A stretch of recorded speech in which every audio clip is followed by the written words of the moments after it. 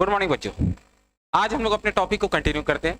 Last class में हम लोगों ने नेचर ऑफ फ्रूट को डिस्कस किया था और नेचर ऑफ फ्रूट से रिलेटेड एक दो प्रॉब्लम भी हम लोगों ने डिस्कस किया था। आज हम लोग उसी को कंटिन्यू करते हैं और देखते हैं कि कितनी और वैरायटीज के प्रॉब्लम नेचर ऑफ फ्रूट से मिलते हैं। देखो बच्चों, क्या है ना, हम लोग का ये जो लेक्चर, इसका हम लोग का मेन पर्पस क्या है कि हम लोग बेसिक से लेकर एडवांस तक के क्वेश्चन को डिस्कस करें। मतलब आपको वो हर टाइप के क्वेश्चन को यहाँ पर हम लोग सॉल्व करके दिखाएंगे जो बेसिक से एडवांस में, यानी कि एडवांस में भी ऐसे क्वेश्चन पूछे जाते हैं। इसलिए हर एक क्वेश्चन को अच्छे से देखो, समझो और उसको खुद से भी एक बार प्रैक्टिस करके सॉल्व करो।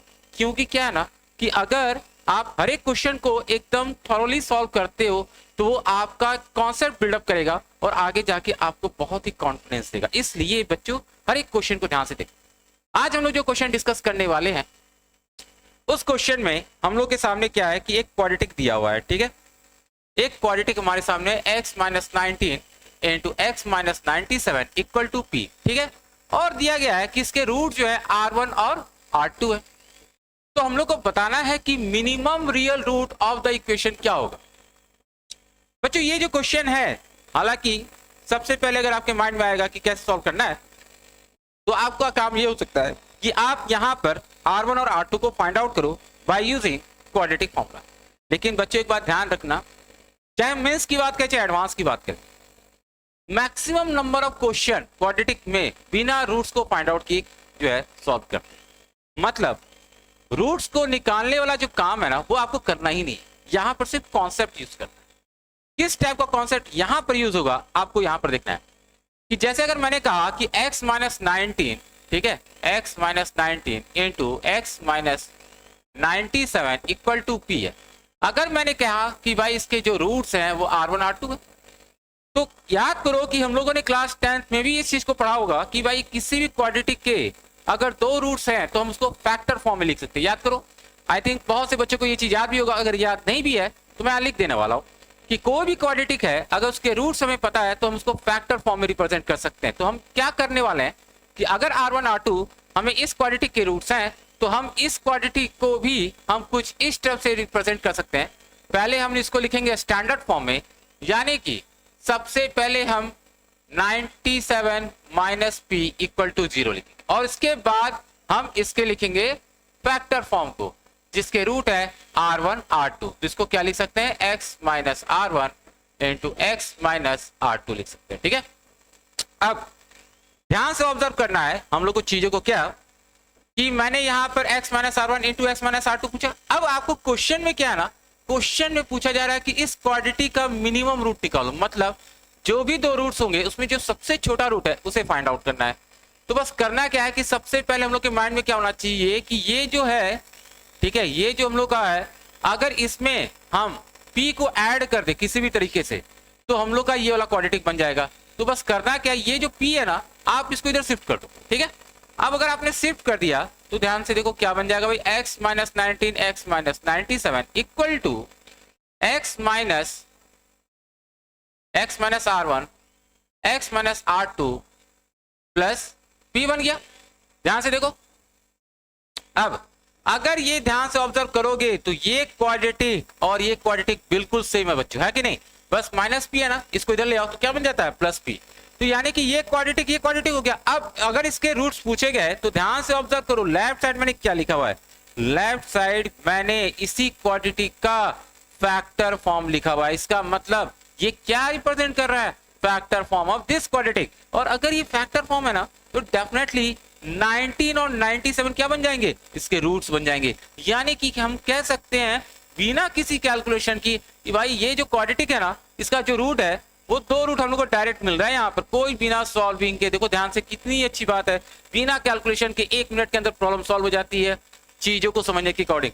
यानी कि हमने यहाँ पर डायरेक्ट इसके रूट निकाल लिए 19 और 97 और पूछ क्या रहा भाई, मिनिमम रियल रूट। तो हम लोग का आंसर क्या बनना चाहिए, आंसर बनना चाहिए हम लोग का यहाँ पर 19, बिकॉज 19 और 97 में सबसे छोटा रूट क्या बन जाएगा, 90। तो देखा आपने किस तरीके से चीजों को हम लोग सिर्फ और सिर्फ इंटरचेंज कर रहे हैं तो सॉल्व हो गया। जेईई एडवांस और मेंस में ऐसे ही क्वेश्चन पूछे जाते हैं बच्चों, 90% क्वेश्चन।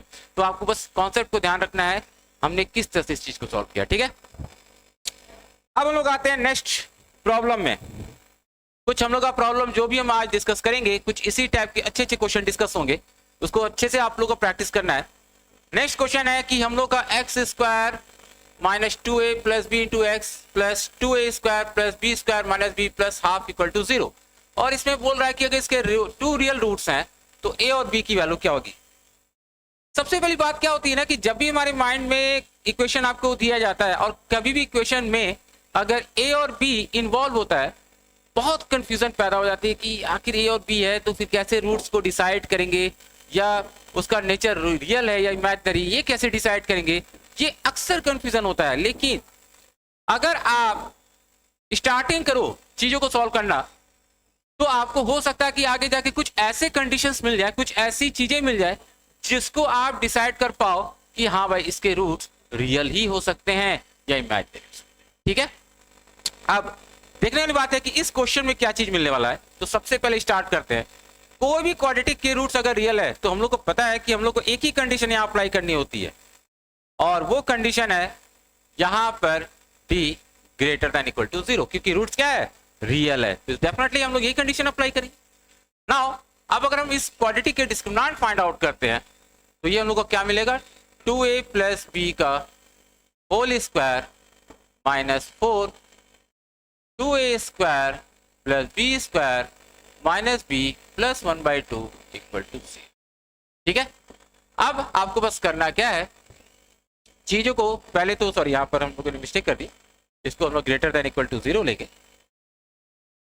ठीक है, आपको बस करना क्या है, पहले इसको सिंप्लीफाई कर दो। ठीक है, कुछ मत करो, सिंप्लीफाई करो तो 4a square plus b square plus 4ab। ठीक है, ये हम लोग का हो गया और माइनस से इसको मल्टीप्लाई करो तो minus 8a square minus 4b square plus 4b और minus 2 greater than equal to 0। जो भी दोनों में आपस में घट सकता है उसको घटा लेते हैं भाई, है कि नहीं। तो माइनस 4a स्क्वायर हो गया, फिर हम लोग का माइनस 3b स्क्वायर हो गया प्लस 4ab हो गया। ठीक है, और यहां पर प्लस 4b हो गया माइनस 2 हो गया। ठीक है, अब नेक्स्ट हम लोग को करना क्या है कि हम लोग को सारी चीजों को, क्योंकि हम लोग देख रहे हैं यहाँ भी माइनस है यहाँ भी माइनस है ना, तो क्या करते हैं चूंकि परफेक्ट स्क्वायर के साथ माइनस है तो हम लोग क्या कर रहे हैं कि सारे टर्म को उधर ले जा रहे हैं। ठीक है, ताकि ये क्या बन जाए पॉजिटिव बन जाए। ठीक है, और क्यों ऐसा कर रहे हैं ये आपको आगे जाके बहुत क्लियरिटी आ जाएगी, क्योंकि हम लोग को एक ऐसा कंडीशन मिलने वाला है। ठीक है, जो आपको सिर्फ एक ही पर्टिकुलर कंडीशन में ट्रू होता है। ठीक है, अब ये चीजें लेस देन 0 है तो अब a और b कैसे निकालोगे, तो एक चीज मैं आपको बता रहा हूं, इसको ध्यान से समझना कि कभी भी अगर हमारे पास 2 वेरिएबल्स हो या 2 अननोन्स हो और उससे रिलेटेड एक इक्वेशन या एक इन इक्वेशन दिया जाए, हमेशा इस बात को ध्यान रखना कि एक ही पर्टिकुलर कंडीशन उसको सेटिस्फाई कर सकती है। मतलब आखिर वो क्या चीज होगा जिससे हम ये फाइंड आउट कर पाएंगे कि a और b क्या है। तो ध्यान रखना वो कंडीशन हमेशा ध्यान रखना कुछ इस टाइप से मिलने वाली है हम लोग को। ये चीज आप लोग अगर ध्यान रखोगे तो आगे भी बहुत काम आने वाला है।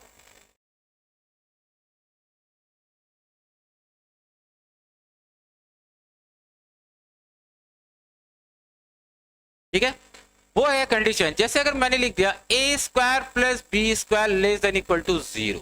ठीक है, समझो इस बात को कि a square plus b square less than equal to 0 है।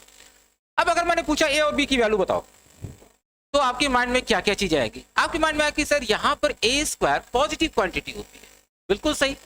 b स्क्वायर भी पॉजिटिव क्वांटिटी है, मतलब या तो 0 होगा a स्क्वायर या 0 से बड़ा होगा, b स्क्वायर भी सेम या तो 0 होगा या तो 0 से बड़ा होगा, है कि नहीं। ये पॉसिबिलिटीज है यहाँ पर। अब अगर मैंने कहा कि 2 नॉन नेगेटिव नंबर्स या सिंपल आप कहो non negative numbers, 2 non negative numbers का सम अगर आपने कहा कि सर ये लेस देन इक्वल टू 0 है, तो बच्चों इसमें ना एकदम क्लियरिटी है कि यहां पर एक ही चीज हो सकता है, क्योंकि 2 नॉन नेगेटिव का सम नेगेटिव नहीं हो सकता। बहुत हुआ तो ये ज्यादा से ज्यादा क्या हो सकता है 0 हो सकता है। इसका मतलब a square plus b square सिर्फ 0 बन सकता है, नॉन नेगेटिव हो ही नहीं सकता। इसका मतलब जब 2 स्क्वायर का सम अगर 0 हो जाए तो वहां से हम लोग क्या कहेंगे कि a भी 0 होगा और b भी जीरो होगा। ये चीज ऐसी कंडीशन है जो आपको आगे भी अच्छे अच्छे प्रॉब्लम में यूज करने पड़ते हैं। ध्यान रखना कि जब भी दो परफेक्ट स्क्वायर का sum less than equal to zero है, वहां पर सिर्फ एक कंडीशन सेटिस्फाई करती है और वो कंडीशन है इक्वल टू जीरो वाली, क्योंकि दो परफेक्ट स्क्वायर का सम लेस देन जीरो कभी नहीं हो सकता है, या तो जीरो से बड़ा होगा या तो जीरो के बराबर। तो जीरो से बड़ा हम लोग को यहाँ पर नहीं लेना है, सिर्फ जीरो के बराबर ले सकते हैं, इसलिए ए स्क्वायर प्लस बी स्क्वायर को जीरो लिया। और दो स्क्वायर का सम इक्वल टू जीरो कब होगा? सिंपल सी बात है यार, ए और बी दोनों को जीरो होना पड़ेगा तभी तो जीरो होगा, इसलिए ए को भी जीरो होना है, बी को जीरो है। बिल्कुल यही चीज हम यहाँ यूज करने वाले हैं, ध्यान से देखना। तो अब हम लोग यहाँ पर अब इसको हम लोग थोड़ा सा परफेक्ट स्क्वायर फॉर्म में लेने वाले हैं। तो यानी कि ध्यान रखना कि जब भी हमें दो क्वांटिटी यानी ए और बी की वैल्यू फाइंड आउट करनी है तो हमें इसे परफेक्ट स्क्वायर में चेंज करना है और फिर ए और बी फाइंड आउट करना है, इस बात को हमेशा ध्यान रखना है। तो कैसे कैसे ये परफेक्ट स्क्वायर चेंज होगा ध्यान से देखना। अगर हम 4a स्क्वायर को माइनस 4ab के साथ ले आए, ठीक है, ध्यान से देखना, माइनस 4ab के साथ ले आए और अगर इसमें बी स्क्वायर ऐड कर दे तो ये हम लोग का परफेक्ट स्क्वायर होगा। यानी कि माइंड में सेट क्या रखना है, इसको परफेक्ट स्क्वायर बनाना है। तो जो चीजें इसको चाहिए परफेक्ट स्क्वायर के लिए आप उसमें इसके अकॉर्डिंग ऐड और सब्ट्रैक्ट करते जाओ। अब अगर मैंने 4a स्क्वायर माइनस 4ab को ले आया, उसके साथ बी स्क्वायर ले आया, तो यहां पर 2b स्क्वायर बचेगा, तो ये हो गया 2b स्क्वायर। अब क्या क्या चीज बचा, minus 4b plus 2 less than equal to 0। ध्यान से देखते जाना, ये हम लोग का क्या हो गया, 2a माइनस b का होल स्क्वायर। अब यहां से 2 अगर आप कॉमन ले लो तो ये भी एक हम लोग का परफेक्ट स्क्वायर टर्म बन जाएगा। ठीक है, देखो जैसे जो चीज मैंने कहा था ना कि भाई यहाँ पे परफेक्ट स्क्वायर का टर्म आने वाला है, देखो बिल्कुल वही परफेक्ट स्क्वायर का टर्म आ गया, यहाँ पर आ गया ना। अब मैंने आपसे पूछा कि भाई अगर इनका सम लेस देन इक्वल टू 0, तो अभी आप हम लोगों ने जो कंडीशन सेटिस्फाई कराया कि दो परफेक्ट स्क्वायर का सम कभी भी नेगेटिव नहीं हो सकता, तो बस इसकी एक ही कंडीशन है और वो है कि भाई यहाँ पर 2a माइनस बी का whole square plus 2b minus 1 का होल स्क्वायर इक्वल टू 0 हो सकता है, क्योंकि नेगेटिव तो होगा नहीं। और अगर ये इक्वल टू 0 है तो फिर हम लोग यहाँ पर डायरेक्ट ये चीज कह सकते हैं कि नहीं भाई यहाँ पर जो है ये सेटिस्फाई कर रहा है, तो इसको भी 0 होना है और इसको भी 0 होना है, क्योंकि दो परफेक्ट स्क्वायर का सम 0 कब होगा, जब दोनों चीजें 0 बन जाए। और अगर ये 0 है जिसका मतलब 2a माइनस बी क्या हो गया 0 और b माइनस 1 क्या हो गया 0, तो b माइनस 1 0 होने से b की वैल्यू क्या आ गई 1। अगर हम b की वैल्यू को यहां पुट कर दे तो 2a माइनस 1 इक्वल टू 0, यानी a की वैल्यू आ जाएगी 1/। तो देखा बच्चों कितना कॉन्सेप्चुअल क्वेश्चन है ये, इसमें कितने अच्छे कॉन्सेप्ट हमने यूज किया कि हमें a और b फाइंड आउट करना था और हमें दिया गया था कि रूट्स रियल है। तो हम लोगों ने सबसे पहले इस बात को सोचा कि भाई सबसे पहला काम तो d का ग्रेटर देन इक्वल टू 0 होना, पहले वो मैंने अप्लाई कर दिया। फिर जब मैंने देखा कि भाई हमारे पास एक ही इक्वेशन या इन इक्वेशन है और दो अननोन है a और b, तो उसमें एक ही कंडीशन हो सकता है जो इसको फाइंड आउट करने में हेल्प करे, और वो है परफेक्ट स्क्वायर का सम। ये बात ध्यान रखना, ये परफेक्ट स्क्वायर का सम ही होगा, अगर डिफरेंस हुआ तब भी हम फाइंड आउट नहीं कर सकते, ठीक है। तो इसलिए परफेक्ट स्क्वायर का सम जो है हमें इसको लेके आना। तो हमने यहाँ पर परफेक्ट स्क्वायर बनाया, तो ध्यान से देखो परफेक्ट स्क्वायर बनाने के लिए जो भी परफेक्ट स्क्वायर वाले टर्म थे, जैसे 4a स्क्वायर है माइनस 4ab, पहले इसको अलग किया, उसमें मैंने b स्क्वायर को ऐड किया ताकि ये परफेक्ट स्क्वायर बन जाए और रिमेनिंग टर्म को अलग कर दिया। फिर हमने देखा कि जब ये परफेक्ट स्क्वायर बन गया तो इसमें से भी 2 कॉमन लेने से ये क्या बन रहा है परफेक्ट स्क्वायर, यानी कि दो परफेक्ट स्क्वायर का सम हमें रिप्रेजेंट हो रहा है, जो नेगेटिव आ रहा है, जो पॉसिबल ही नहीं है, जिसका मतलब एक ही पॉसिबिलिटीज है वो इक्वल टू 0। तो मैंने इक्वल टू 0 वाली कंडीशन अप्लाई की, और दो परफेक्ट स्क्वायर का सम 0 कब होगा, जब दोनों 0 हो जाए, कंडीशन अप्लाई करके a और b की वैल्यू। तो ऐसे ही क्वेश्चन हम लोग को आगे मिलेंगे, तो आप लोग इस चीज के लिए तैयार रहना कि हम लोग को ये कॉन्सेप्ट आगे भी यूज करना पड़ेगा। बच्चों हम लोगों ने यहाँ पर एक और क्वेश्चन लिया है, ये क्वेश्चन मैंने आप लोग का होमवर्क के लिए दिया है, आप लोग इसको खुद से ट्राई करोगे एज ए होमवर्क, ठीक है। बिल्कुल सेम कॉन्सेप्ट है बच्चों, जो मैंने अभी बताया है बिल्कुल उसी भी कॉन्सेप्ट है, तो आप लोग खुद से ट्राई करना। और अगर इस क्वेश्चन में जो भी डाउट है वो आप वहां पर पूछ सकते हो, ठीक है। और अगर मान लो आपने आंसर निकाला तो आप उस आंसर को भी वहां पर मेंशन कर देना कि हम लोग का आंसर क्या आ रहा है, ठीक है। तो इस क्वेश्चन को मैं लीव कर रहा हूं, ये आप लोग का होमवर्क है, बिल्कुल सेम क्वेश्चन है। वो हम लोग को कुछ क्वाड्रेटिक में दिया गया है, बट यहाँ पर हम लोगों ने 3 क्वाड्रेटिक लिया हुआ है। जैसे एक क्वाड्रेटिक हम लोग का है x square minus a x plus 3 minus b equal to 0। Second quadratic है हम लोग का x square minus 6 minus a into x 6 minus b, और थर्ड क्वाड्रेटिक कुछ ये।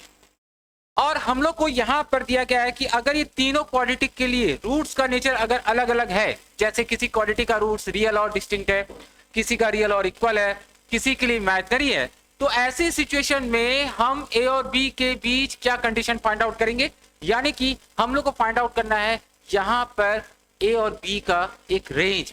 तो ये जो हम लोग का क्वेश्चन है वो बेसिकली ए और बी की रेंज पे ही डिपेंड करता है। तो कैसे स्टार्ट करना है वो देखते हैं। बेसिक है कि बिल्कुल आपको घबराना नहीं है कि सर 3 क्वाड्रेटिक है कैसे होगा, बहुत आराम से हम सॉल्व करेंगे। इस चीज को ध्यान से देखते जाओ।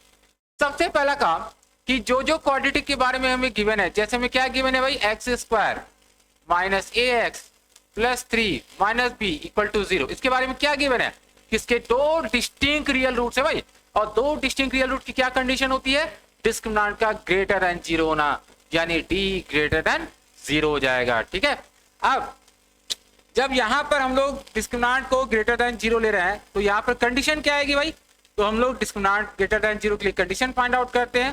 ध्यान से देखो,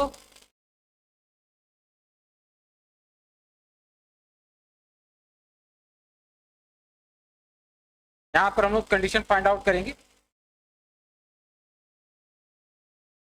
तो हम लोग की जो कंडीशन आएगी वो कुछ आएगी दिस। ध्यान से देखो, डिस्क्रिमिनेंट भाई हम लोग का क्या हो जाएगा, ग्रेटर देन 0। इसको सिंप्लीफाई करोगे तो a square minus 12 plus 4b greater than 0। तो ये आ गया हम लोग का फर्स्ट कंडीशन। अब हम लोग आते हैं सेकंड कंडीशन में। ठीक है,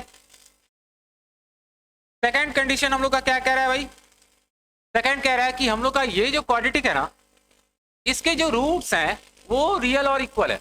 ठीक है, और रियल और इक्वल की कंडीशन क्या होगी भाई, d इक्वल टू 0 होना। ठीक है, तो यानी कि अब इस क्वाड्रेटिक के लिए हम लोग डिस्क्रिमिनेंट को 0 के बराबर कर देते हैं। तो क्या हो जाएगा, देखो ध्यान से, 6 माइनस ए का whole square minus 4 into 6 minus b equal to 0।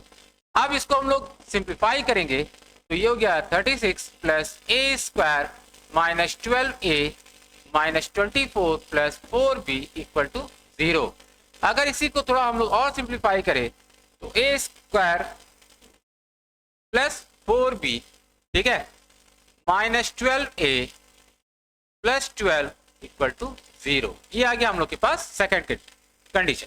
सबसे पहले क्या करना है ना, सारे कंडीशन हम फाइंड आउट कर लेंगे और फिर सबको आपस में सॉल्व करके हम लोग ए और बी का रेंज फाइंड आउट करने वाले हैं। तो अब थर्ड वाले की बात करते हैं कि थर्ड जो रूट है, जो थर्ड के लिए रूट है वो क्या है भाई, इमेजिनरी रूट्स है। ठीक है ना, इमेजिनरी रूट है, और इमेजिनरी रूट की कंडीशन क्या होती है, इमेजिनरी रूट की कंडीशन है डिस्क्रिमिनेंट का लेस देन 0 ना।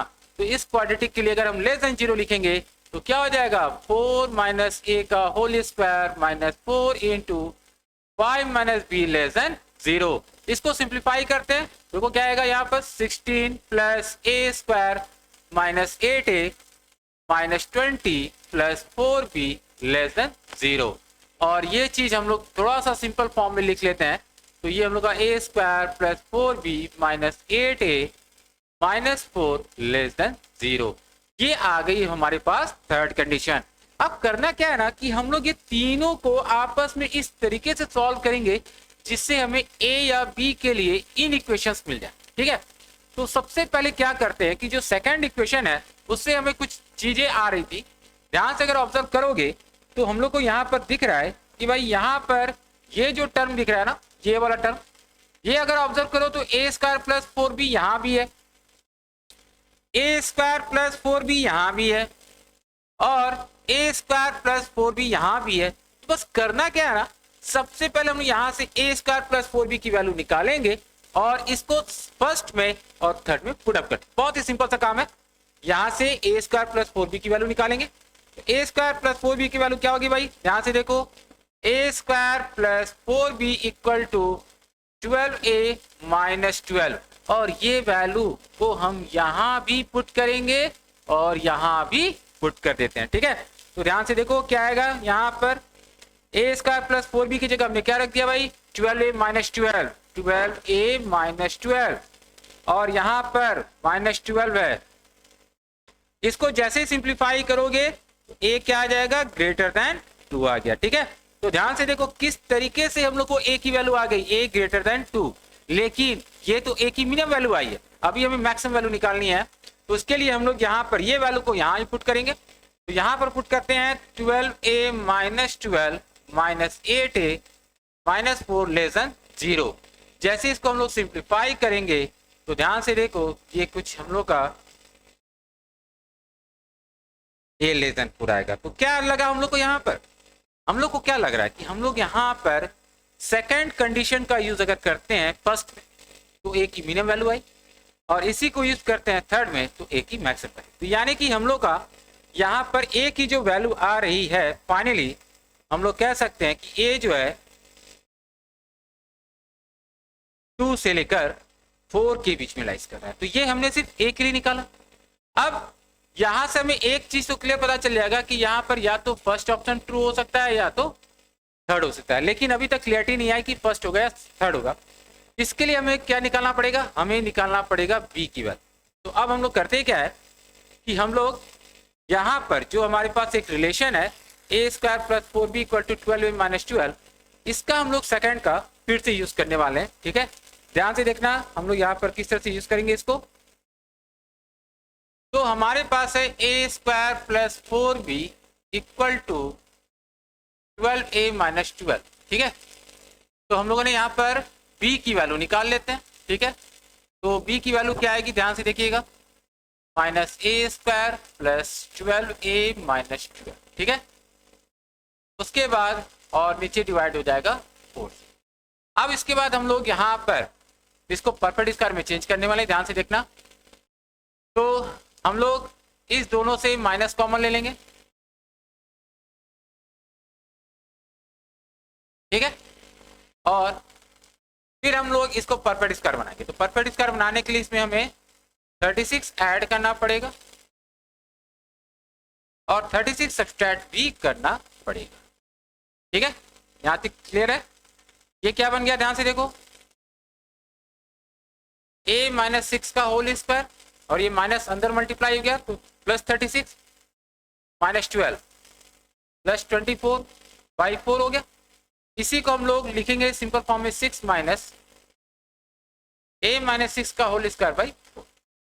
अब हमारा जो b है ना वो एक्चुअल में a पे डिपेंडेंट है, यानी a माइनस 6 के होल स्क्वायर। ये जैसे जैसे बढ़ेगा b की वैल्यू क्या होगी, घटेगी, और a माइनस 6 का होल स्क्वायर जैसे जैसे घटेगा b की वैल्यू बढ़ती जाएगी। तो ये पूरा का पूरा a माइनस 6 के होल स्क्वायर पे ही डिपेंड कर रहा है। और अभी हम लोगों ने थोड़ी देर पहले हमने फाइंड आउट क्या था, a का रेंज फाइंड आउट किया था कि a जो है वो हम लोग का 2 से लेकर 4 के बीच, ये फाइंड आउट किया था ना। इसका यूज करो यहाँ पर और b की मैक्सिमम और मिनिमम वैल्यू का।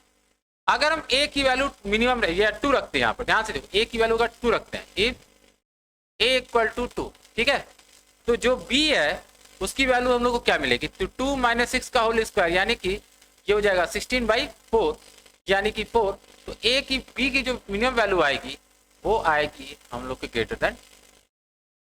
ठीक है, क्योंकि अगर हम यहाँ पर इसको मैक्सिमाइज करेंगे तो b हम लोग का मिनिमम आएगा। इस बात को ध्यान रखना है, ये मैक्सिमम अगर हुआ तो b मिनिमम होगा। तो इसलिए मैंने यहाँ पर a की वैल्यू 2 लिया। तो 2 लेने से ये पूरा क्या हो जाएगा, 16 बाई 4 और 6 माइनस 4 2 आएगा। तो b की नंबर आपका आ जाएगा 2। अगर हम a की वैल्यू 4 ले ले तो ध्यान से देखो b की जो वैल्यू आएगी, a अगर हम 4 लेंगे तो ये 2 हो जाएगा, 2 का स्क्वायर 4 बाई 4 1। तो b की मैक्सिमम वैल्यू जो आएगी वो आ जाएगी 5। यानी कि इन दोनों से हमें b का जो रेंज मिला वो क्या मिल रहा है भाई, यहां से 2 से लेकर 5। तो बच्चों ये क्वेश्चन जैसे मैंने कहा कि काफी अच्छा क्वेश्चन है, एक एडवांस लेवल टाइप का क्वेश्चन है, जिसमें हम लोगों को ए और बी निकालने के लिए कुछ ऐसे कॉन्सेप्ट यूज करने पड़े जो आगे भी आपको काम आएंगे। इसलिए मैं आप लोग से बार बार कह रहा हूं कि हर एक क्वेश्चन को बहुत अच्छे से समझने की कोशिश करना, क्या कॉन्सेप्ट यूज कर रहे हैं। तो यहाँ पर हमें बी का रेंज फाइंड आउट करने के लिए ए की रेंज यूज करनी पड़ी है, ये सबसे इंपॉर्टेंट था। और वो रेंज हमने यहाँ पर यूज, ठीक है। इस तरीके से हम लोग यहाँ पर जो है इस टाइप की प्रॉब्लम को सॉल्व करते हैं, ठीक है। तो इस प्रॉब्लम को आप लोग एक बार अपने से खुद से ट्राई करना, ताकि आपको अगर कोई डाउट रहेगा तो आप वहां पर दोबारा अपने डाउट क्लियर कर सकते हो, आप पूछ सकते हो, ठीक है। अब हम लोग आते हैं नेक्स्ट प्रॉब्लम। नेक्स्ट प्रॉब्लम ये कह रहा है कि जैसे हमारे पास एक इक्वेशन कह रहा है कि इसका कोई रियल रूट नहीं है भाई, और आपको बताना है कि ये क्वाड्रेटिक का रूट का नेचर क्या हो। एक बहुत ही सिंपल सा क्वेश्चन है कि एक क्वाड्रेटिक का रूट अगर रियल है तो दूसरे क्वाड्रेटिक का रूट क्या मिलने वाला है, इस चीज को अगर हमें डिसाइड करना है तो हम लोग के माइंड में क्या आता है कि सबसे पहले हम क्या करेंगे। तो सबसे पहले हम ये सोचे कि आखिर ये दोनों क्वाड्रेटिक का रूट डिपेंडेंट किस पर। अगर आप सोचो ध्यान से तो हम लोग का जो क्वाड्रेटिक है इसका रूट m पे डिपेंड करेगा और दूसरे क्वाड्रेटिक का रूट भी m पे डिपेंड करेगा। इसका मतलब हो सकता है कि हम यहाँ पर अगर फर्स्ट क्वाड्रेटिक से m की रेंज फाइंड आउट कर ले, ठीक है, m की रेंज फाइंड आउट कर ले फर्स्ट क्वाड्रेटिक से, और उसका अगर यूज सेकंड में हम लोग करें तो हो सकता है कि हम लोग को यहाँ पर आंसर मिल जाए कि ये क्वाड्रेटिक जो है, ठीक है, रियल है या इमेजिनरी, ये पता चल सकता है। यानी हम लोग के माइंड में क्या स्ट्राइक किया, हम लोग के माइंड में स्ट्राइक किया कि हम सबसे पहले हम क्या करते हैं कि फर्स्ट क्वाड्रेटिक से m की रेंज फाइंड आउट करते हैं। क्यों करते हैं? क्योंकि मैंने अभी बताया दोनों क्वाड्रेटिक m पे डिपेंड कर रहा है बेटा, दोनों क्वाड्रेटिक m पर है, इसलिए पहला काम यही है कि फर्स्ट क्वाड्रेटिक से हम लोग m का रेंज फाइंड आउट करें। तो क्या दिया इसके बारे में, क्या रहा है, किसके हैज नो रियल रूट, इसका मतलब डिस्क्रिमिनेंट क्या होगा इस क्वाड्रेटिक के लिए, t लेस देन। अब t लेस देन 0 निकालते इसमें, यहां से देखो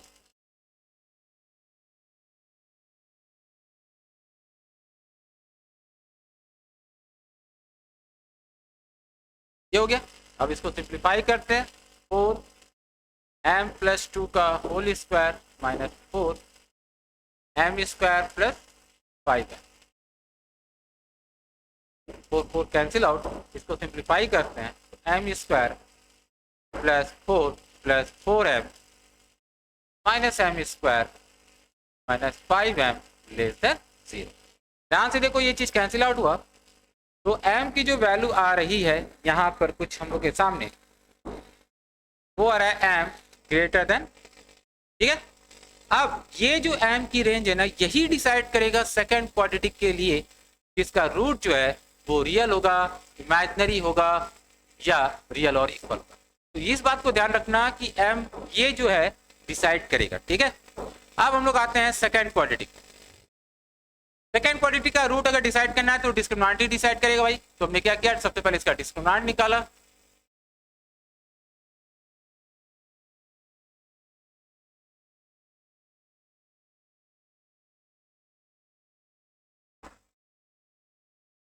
ठीक है, और देखा 4m प्लस 2 का whole square minus 4m square minus m minus 30, ठीक है। तो हम देख रहे हैं कि 4 कॉमन आ सकता है, तो 4 को बाहर ले लिया, इसको एक्सपैंड कर दिया,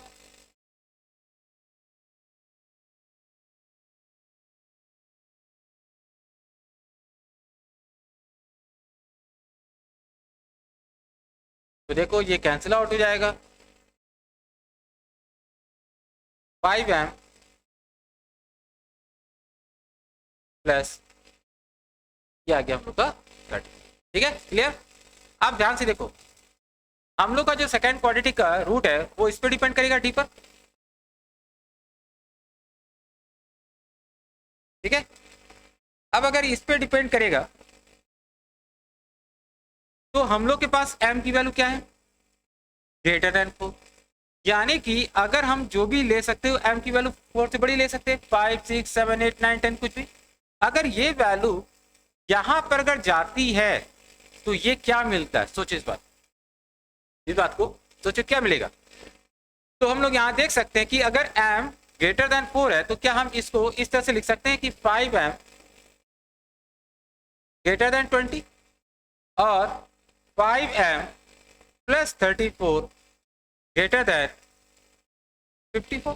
ध्यान से देखो तो ये वैल्यू क्या आ रही है, यानी कि 5m + 34 यहाँ से जो मैंने निकाला वो क्या रहा है, ग्रेटर देन 54। इसका मतलब क्लियर हो गया ना कि ये हमेशा क्या होगा, ग्रेटर देन 0 होगा। और अगर ये ग्रेटर देन 0 है तो किसी भी क्वाड्रेटिक में अगर डिस्क्रिमिनेंट ग्रेटर देन 0 हो जाए तो रूट्स क्या हो जाते हैं, रियल एंड डिस्टिंक्ट। यानी कि बच्चों यहाँ पर हम लोग का जो रूट आएगा वो आएगा रियल एंड डिस्टिंक्ट। तो यहाँ पर हम लोगों ने इस तरीके से फाइंड आउट किया रियल एंड।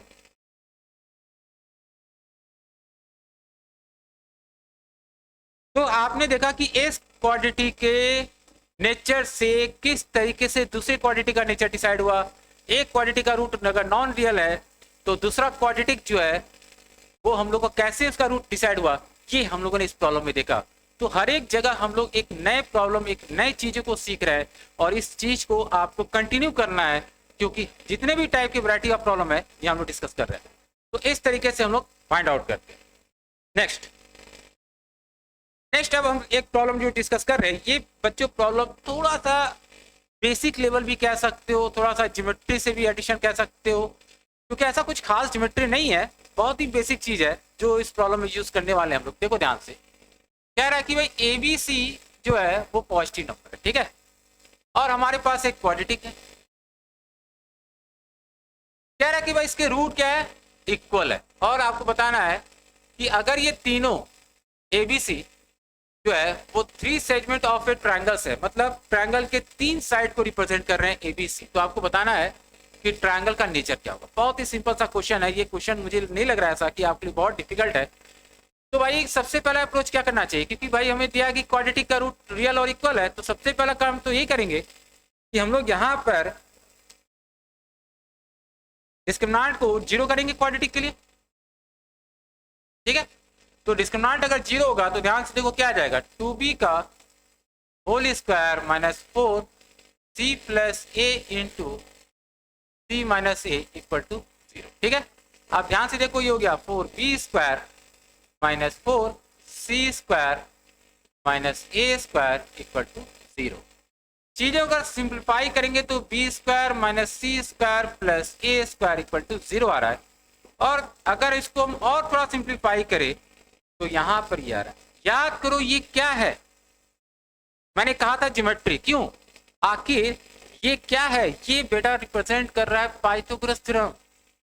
क्योंकि ABC अगर किसी ट्रायंगल के 3 साइड्स को रिप्रेजेंट कर रहा है, अगर ABC किसी ट्रायंगल के 3 साइड को रिप्रेजेंट कर रहा है, और अगर हम लोग को ये कंडीशन मीट कर जाती है, अगर ये कंडीशन मीट कर रहा है, ठीक है, कि c square equal to a square plus b square, तो याद करो हम लोग पाइथागोरस थ्योरम की बात कर रहे हैं भाई यहाँ पर, है कि नहीं। तो हम लोग ये कह सकते हैं कि यहाँ पर हमारे पास जो ट्रायंगल मिलने वाला है ABC के थ्रू, वो ट्रायंगल का नेचर क्या मिलना चाहिए, राइट एंगल ट्रायंगल, क्योंकि ये हम लोग का पाइथागोरस थ्योरम को रिप्रेजेंट। क्वेश्चन बस इतना ही है, इससे कुछ भी नहीं है। तो इस चीज से मैंने डिसाइड किया कि अगर ABC ट्रायंगल के साइड है और c square equal to a square plus b square, तो सिंपल से कह सकते हैं कि triangle is a right angle triangle. बहुत ही सिंपल सा क्वेश्चन था, कुछ खास ज्योमेट्री नहीं है, बस सिंपल सा एक कॉन्सेप्ट था पाइथागोरस थ्योरम, जो इसको यूज करना था ट्रायंगल का नेचर डिसाइड करने में, इससे कुछ भी नहीं, ठीक है।